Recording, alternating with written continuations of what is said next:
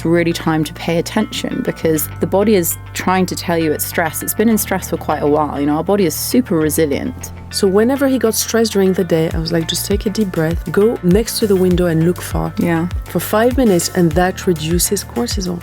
It is just crazy how we've created this atmosphere for ourselves, this environment that is trying to stress us out as much as possible. We are on this hamster wheel of stress for our system, for our mind, for ourselves. Your connection with yourself and your connection with other humans is the greatest thing you can work on at this time. Welcome back to part 2 of the Eat, Burn, Sleep podcast. We are now jumping straight into the second part of this episode. If you haven't had the chance to listen to part 1, I invite you to go back and listen to it now. Let's continue the conversation and pick up right where we left off. So I would like now to dive into your method and the 4 pillars of your method. So could you talk us through the different stresses and how you make people realize those and tackle them? Yeah. So, one of the ways, actually, we have a quiz that's free online on Unstressible. And it's like /quiz where you can get your overall stress score and then your score in each area. These 4 I go through, like mental, emotional, physical, and spiritual. And so every single part, my belief is that we are made up of these 4 parts of us, the 4 parts of the self, the mind, the heart, the body, and the soul. And every single part of us gets stressed in a slightly different way, right? It all makes up as one whole, but I don't put stress into one blanket thing. It's like when you're physically stressed and when you're mentally stressed, it's different. And although they're linked, obviously your mind can lead you to physical stress and various things, but they all have a different language. And so mental stress is really as obvious as it sounds. It's ruminating about the past. It's constantly worrying about the future. It is being really caught up in that negative bias of the mind, which we know we have. We have 80% negativity bias in our thoughts because our brain is primed to keep us safe. It's looking for threats all the time subconsciously. And so that mental stress really comes from overthinking. You're waking up at night with, worrying about things, waking up in the middle of the night. You really struggle to focus, struggle to have, even bad memory. And you're really struggling to be present as well. It's like when you're with your loved ones and your head is just elsewhere thinking about all the things you're worried or stressed about. And your loved ones are going, hello, like, can you please pay attention? Pay attention to me. And so that's mental stress. The emotional stress, I love. It's one of my favorites because a lot of people think, I'm not emotionally stressed, I'm fine. That classic, I'm fine line is so standard. But emotional stress actually turns up in one of 2 ways. You'll either feel a certain way, which I'll go through, or you'll behave a certain way.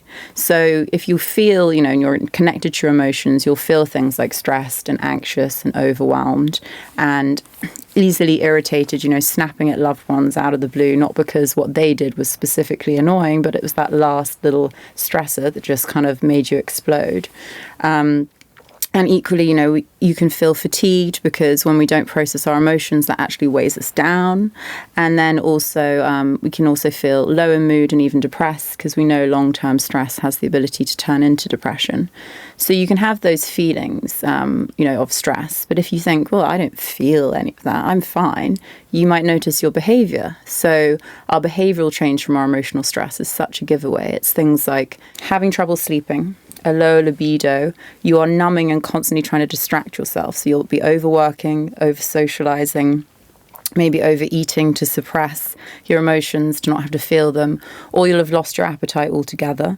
Things like also difficulty concentrating and, essentially it's like you want to be anywhere but inside your body, inside your emotions. So you'll do anything you can to numb them. So all that kind of behavior. And when you realize you're like, okay, well, that is me. I'm binge watching Netflix just to not have to be with my feelings, or I'm overworking just so I can distract myself. I'm having trouble sleeping. I'm overeating to sort of comfort eat junk food. That's really huge signs of emotional stress. So you have to ask yourself, okay, what emotion am I not willing to feel in that sense? What am I not wanting to look at? And then, of course, physical stress, which you'll know a lot about, is, again, that classic situation of how our body is so much wiser than our mind. And when it is stressed, it's really time to pay attention because the mind, will obviously set off the body and set off our stress response. But the truth is, if the body is trying to tell you it's stress, it's been in stress for quite a while. Our body is super resilient, and it's not just saying on the first day a little bit of stress, I've got a migraine after half an hour of one stressful thing. It's really been amping up the inflammation, the cortisol, all these things in our system. And so while the little signs can be things like, tension, headaches, neck ache, shoulder ache, backache, digestive issues, as you know well, things like IBS, constipation, stomach ulcers, even those inflammatory things like you talk about, like ulcerative colitis, all these different things, such signals of stress. And then obviously it's, our changes in hormones, our low libido, our unbalanced hormones for women, things like raised blood pressure, high cholesterol, which then also leads to more actually sinister things like type 2 diabetes, heart disease, and like we touched upon earlier, and I do believe that, studies do also show this now, even cancer can be caused by stress, like you said, because of genes now being turned on to express in a different way from long-term chronic stress. And so it's that really high inflammation in the body. And yeah, I do believe that the body's trying to get your attention when it's, it speaks in aches and pains. And so it's like, don't push that away. Don't knock that, headache you've had for 9 months just as like, I just happen to get headaches. That's just who I am. Or, I've just got really bad digestion. That's just me. It's like, no, listen to what your body's trying to tell you, and have you been stressed recently? What might you've been suppressing even? And then spiritual stress, which is also one of my favorites, is essentially we get spiritually stressed in one of two ways, but mainly when we are totally out of alignment with the truest, most authentic version of ourselves. So when we're going against our own intuition, or when we haven't even taken the time to connect to that deeper part of us, and we can't even answer the question of, who am I, without saying, I'm a doctor, I'm a mother, I'm a lawyer. That's not who we are, that's what we are. And so not knowing that deeper part of us, our true essence, the things that we were talking about earlier that actually guide you to who you're meant to be, and living out your divine potential and your daily purpose. And we ignore it. And so we get spiritually stressed when we either don't connect to that part of us, or our own authenticity, or we actually might connect to our intuition and we listen to its guidance, and then we just totally disregard what our intuition says, and then we find ourselves in a really stressful situation thinking, I knew this, I knew I should have done that, or I knew I shouldn't have done that. And that's another form of spiritual stress. So these 4 parts of us, yes, of course they're all connected, but equally, if you can understand which part of you is needing the most attention, I really believe you can decrease your stress much quicker. I love how you broke this down. It's fantastic. Oh, thank you. It's so amazing. I can definitely identify to 2 and 3. So I have very strong intuitions, but because I'm a very rational person, I used to do this a lot when I was younger. Now I no longer do it because I've learned the very hard way, where I would make my cortex take over and go, Yalda, you're being crazy here. This is, and I would rationalize it how my intuition was wrong. Try to out your intuition. And every time I'm proven wrong and the intuition was right. So now I have this thing where I see if it feels heavy on the shoulders. So I think about, I need to make a decision, whether it is for work, whether it's whatever it is, because when I haven't listened to it, it backfired. And I will, or personal things, I'll think, okay, if I do this, how does it feel? Is it light or is it heavy? So if I feel that something's taken off my shoulders, then it's the right thing. But that means that sometimes I leave things on the table. For example, I don't do collaborations or I do very few of them, because so many times it feels a little heavy on my shoulders. I feel like I'm not being authentic. And actually, it translates in better sales for Eat, Burn, Sleep. So it is the right business decision as well to say no to money in the short run. Or for example, when the vegan trend was so, It's not for me. Yeah, but at the beginning, I was getting dozens of messages on Instagram every day. Can I reduce my inflammation if I'm vegan? So many people asked for it. I thought, okay, fine, I'll just create something to offset. And the more I was working on this vegan plan, the heavier it felt on my shoulders, because all I was seeing is deficiencies, insufficiencies, lack of amino acids, this, that, and it just wasn't optimal. I still published it after the vegan trend, after the fashion went away, because some people actually are vegan for religious reasons. So I created that on my platform, but it's quiet. I don't advertise it. Yeah. But coming back to what you're saying, the intuition and the spirituality is so important.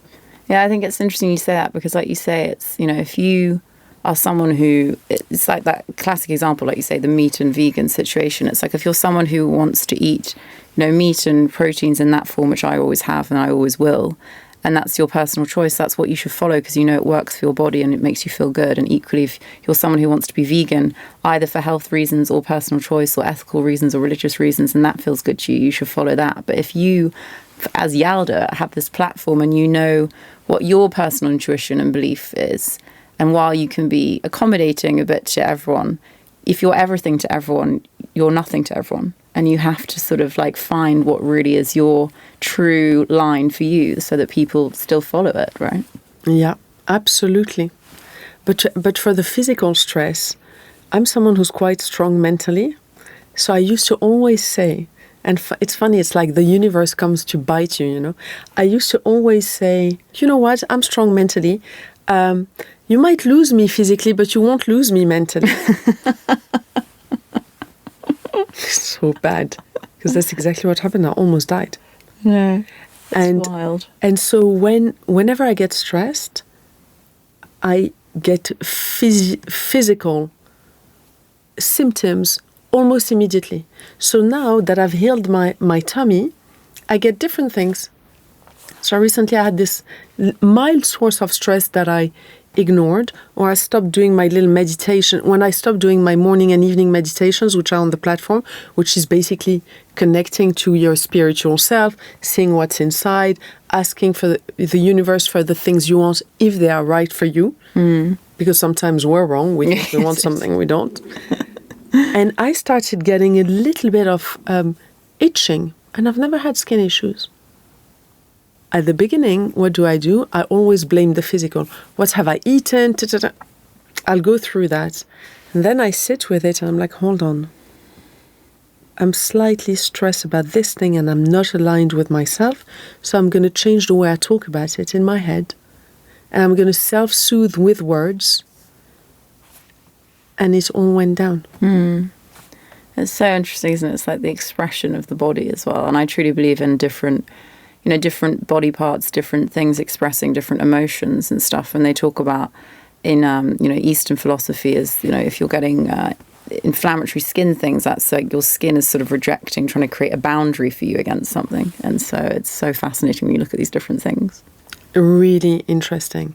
And when it comes to the way stress expresses diseases, what happens, like what you said, it can impact hormones, because cortisol is the master hormone. So if we are stressed, and stress is such a subjective thing, because I know that loud music in restaurants stresses me, but it doesn't stress my kids. When the music's too loud and people are shouting, because it's I get sensory stress. Yeah, okay? yeah. But that's very subjective. It raises my cortisol, but the people on the next table find it fabulous. Having a great time. Having a great time. So that's a very subjective thing. When we have higher cortisol, it is the master hormone because it's the fight or flight. So if we were attacked in the wild, we would need to go and run. And as a consequence, it triggers the hormone cascade where the other hormones don't need to be regulated, and it can create dysregulation. Also, the liver processes cortisol because what it does is hormone homeostasis, so it's hormonal balancing. So if you have higher cortisol, you'll also have higher blood sugar levels. So your liver is busy dealing with that cortisol and that sugar, but then will maybe ignore your progesterone, estrogen, thyroid hormones, DHEA, and all of that. And that's why for many women, cortisol really creates hormonal imbalances. And we can regulate it through the food we eat and through what you do. So there's the body, and there's the mind, and there's the soul. Yeah, exactly. all of us in this complicated little format we have. I think it's so interesting though, like you say, because we're not taught this, right? We grow up and we're thrown into school and the world, and you don't even know what the sort of meaning of, in terms of how stress reacts in your body is. Like, that wasn't a topic in my biology class. I don't know about you. It wasn't, adrenaline and cortisol and those things was not, unless I wasn't paying attention. I don't remember being taught about the fight and flight response. I don't remember being taught about my hormones. I don't remember, any of this. And so it's just, we're thrown into this world, but equally we're now in a modern world where our system hasn't caught up, right? We are now in a world where what used to set off our fight and flight response would be a tiger coming out of the bushes or a neighboring tribe coming to attack us, whereas now it's the upsetting email and the news headlines and the traffic and the multiple WhatsApp notifications. And then you have an actual stressful life event on top of that, of your daily tiny micro stresses. And so we have to take responsibility that if we're in the modern world, which everyone listening to this podcast will be, your system will be being put into stress without you even feeling like you might be under any stress at the time. So it's really about educating yourself to bring it into parasympathetic state, into that rest and digest every single day at some point, even just for 5 minutes, and that has such an effect. And whether it's through food, like the wonderful ways you do to reduce that stress in the body and reduce the inflammation, and learning to meditate, calming your mind, actually processing your emotions and just connecting to your soul at least once a week. It's those tiny little things do add up, just in the same way the tiny stresses add up and cause us stress. When I coach private clients, I do a very deep dive into their lives, and generally it's people with complicated diagnoses. Every single time I can pinpoint a moment of stress in their lives that created this gene expression. Because it's a 3 months package, and I talk to them sometimes almost on a daily basis, and I get a lot of information, which for me is data. And at some point I connect the dots. It's incredible and what stresses the body can be, as you say, big events or small things like WhatsApp notification or bad food or bad sleep, because any form of pain is seen by the body as an inflammatory trigger, as a stress trigger. One day I was having a conversation with a footballer I was coaching, and he's someone who plays for a top team. He said to me, when we feel stressed on the pitch, our coach tells us to look far. And I was like, hold on, why is that? I said to him, why is that? He said to me, I don't know. But he tells us that if we're stressed, so he's playing football for Chelsea, Stamford Bridge, people, they're not performing, they're being booed, suddenly their heart rate goes up, cortisol goes up. If your cortisol goes up, the mind shuts down and you can't play football properly anymore. You can't do anything properly anymore. So the coach was like, you take deep breaths and you look far, you look really far away. So I had to research this. I was like, why? Because when we were cavemen, if we could see far means we were safe. If we couldn't see far, there could have been a threat coming out. And if you think of what we're doing now, every day we're on our phones. Yeah. All we're doing is looking at things that are close to us. So I tell my clients, if you ever get stressed in the middle of the day, I was coaching this CEO actually based in Dubai who had a massive brain fog issue. And I realized that the reason why he had brain fog was because he was getting more cortisol. So his peripheral vision was being activated to look out for the tiger. And so he couldn't see properly close anymore. So whenever he got stressed during the day, I was like, just take a deep breath, go next to the window and look far. Yeah. For 5 minutes, and that reduces cortisol. So the reason why I'm saying this is the way we're living our lives is so different from 100 years ago. And we've become little stress balls. It's not that we're hypochondriac or crazy or more fragile. It's just that if you take lab rats and you put them under stress, they're going to start developing diseases. Totally. And for the first time in 100 years, life expectancy, excluding COVID, has gone down in the US because the food has changed. We have additives in everything. There are less nutrients in food. We're overfed and undernourished, and we're living our lives in a way that we're not meant to. We don't see the sun anymore. We don't touch the earth anymore. We're completely disconnected. Yeah, I think it's so interesting. I love that thing about the footballer because I know that if you look at a natural horizon, that automatically puts your body into a parasympathetic state. So if you look at, if you're lucky enough to be in nature and you can see the sea or you can see a mountain or whatever it is, or even just, a big meadow, a natural horizon will put your body into parasympathetic state. And I think it'll be partly because of that reason that you just said. You wouldn't be able to be looking at the beautiful sea if you were about to be attacked when you were back in the day. But it is just crazy how we've created this atmosphere for ourselves, this environment that is trying to stress us out as much as possible. And a lot of the time we get caught up in it, sort of going through the motions, going through the rat race and not even realizing that we are on this hamster wheel of stress for our system, for our mind, for ourselves. And so I think it's really about coming back to understanding that your connection with yourself and your connection with other humans is the greatest thing you can work on at this time. When you talked about that screen a second ago, studies are now showing that the average person will tap and swipe their phone over 2,500 times a day. I mean, that's insane if you think about it. And that's because if you look at your phone, you'll see it, it's there. You'll just pick it up sometimes to check it. It won't even have a notification coming in because we're so wired now with the dopamine hit that quick. Oh, yes, please, I'll check my phone. Instead of actually engaging in our outside surroundings and activities of active relaxation. So active relaxation is things like, walking, yoga, painting, drawing, reading. Those things that were so normal once upon a time that have now become almost like a privilege to be able to give yourself the time to do that, which is really crazy. I remember growing up, it was like, I feel so grateful to have grown up in a period of time where social media was not a part of my adolescence. And I had a real childhood, a real teenage time. And it was like Facebook came in, I think, when I was 18. And that was the very beginning bits of Facebook, So it's just, I feel so sorry for Gen Z and below in how much they have been sort of subjected to actually being emotionally manipulated by their own device for their attention. And that's a really scary thing. It's like, how are we going to be able to actually have the autonomy and actually discipline ourselves to be able to say, okay, well, my device is not going to rule my day. Because at the moment, if you think about it, if you're touching your phone 2,500 times a day, and if someone listening to this can say to themselves, yeah, I sometimes look at my phone, not because it's buzz, but I just look at it to go into the app. I find myself mindlessly scrolling on Instagram, or I find myself just going through WhatsApp notifications, or wherever you end up on your phone. Your attention's being manipulated by whether it's the social media app, whether it's the Apple, whether it's, the news. And so we have to try and, that puts your body into so much stress, your mind into so much stress.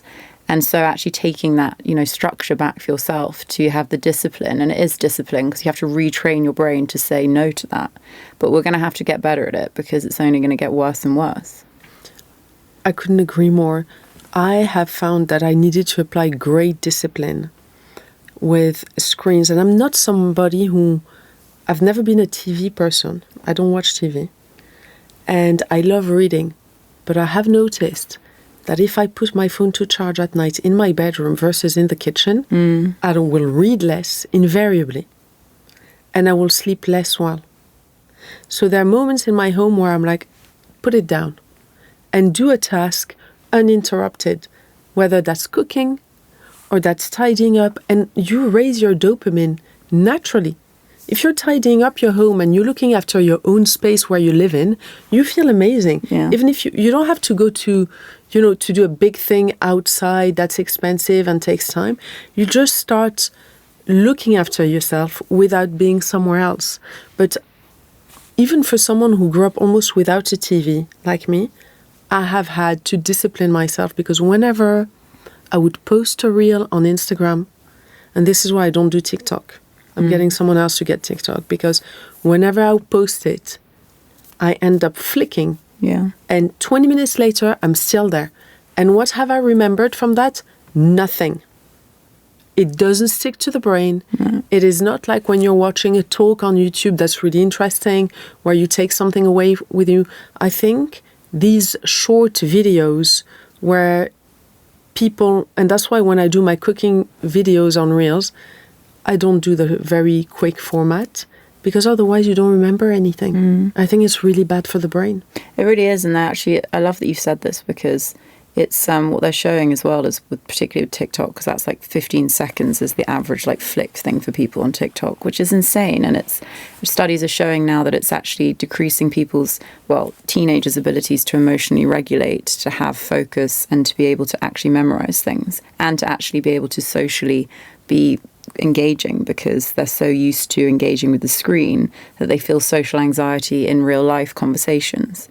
And I just find that the most petrifying thing ever. If we lose our ability to actually engage with the real world around us, what on earth are we going to be like, by 10 years' time? It's like we have to really strengthen that long-term memory thing as well. Like you say, that longer attention span for people, because it's trying to train us to have the quickest attention span ever. And that's not ideal at all. Yeah. And I mean, there are also studies showing that when you multitask, your IQ goes lower because you're not doing one thing in focus. And I remember the first time I noticed this, we were watching a movie with my children, and they were on their phones at the same time. And I just got so cross. I'm like, you're doing one thing or the other. Either you're talking to your friends, or you're playing a game, or you're watching this, but you're not doing everything at the same time. It's so bad for us. So since I've read this, I try and apply myself, a bit like they do in Japan, Ikigai.